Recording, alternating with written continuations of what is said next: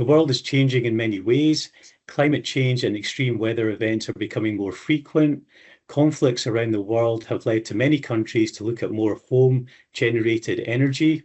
A lot of our critical infrastructure, hospitals, emergency services, transport networks require uninterrupted energy usage, and we need to ensure that we have continuous, dependable, safe power even when things go wrong, because modern societies rely on power for almost everything. So the ability to prepare for, absorb, and recover from disruptions is essential for our safety, our economy, and our long-term sustainability. So yeah, I think the key takeaway for me here is that without long duration storage, we're going to continue to curtail power and reliant on burning gas when there is no wind. So these provide security supply, not just in the short term, but a longer term, and provide a secure system that can enable further generators to be constructed. So I guess energy storage essentially allows us to move energy through time. It captures it when we have too much, saves it for when we don't have enough.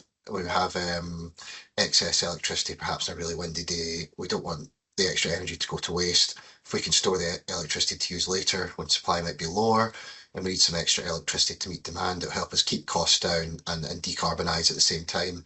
So I guess, put very simply, we want to be able to store the energy to meet demand when needed.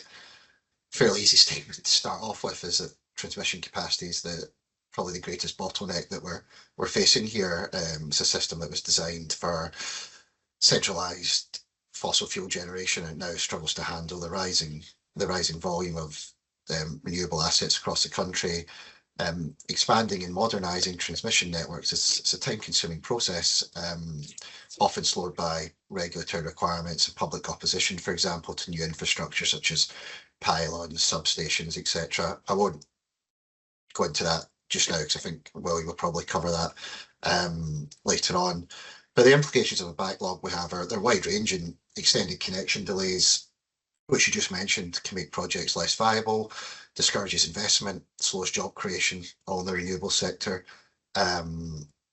Also, without swift grid connections, the UK risks falling short of its carbon reduction targets, which is obviously very important.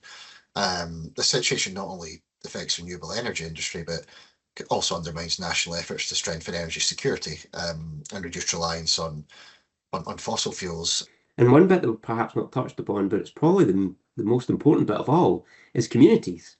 Because the communities up and down the country are going to host these projects, and having conversations about are they in the right place and are they being designed correctly through optioneering is vitally important to not just make sure that these projects go through planning quickly, but they're actually in the right place and they are as well designed as they possibly can be. I think communities have got a significant role to play, and it can't be done to those communities. It's got to be done in parallel with those communities. And otherwise, it's not going to be a fair and just transition, which is a core component of the draft energy strategy that's been produced by the Scottish Government.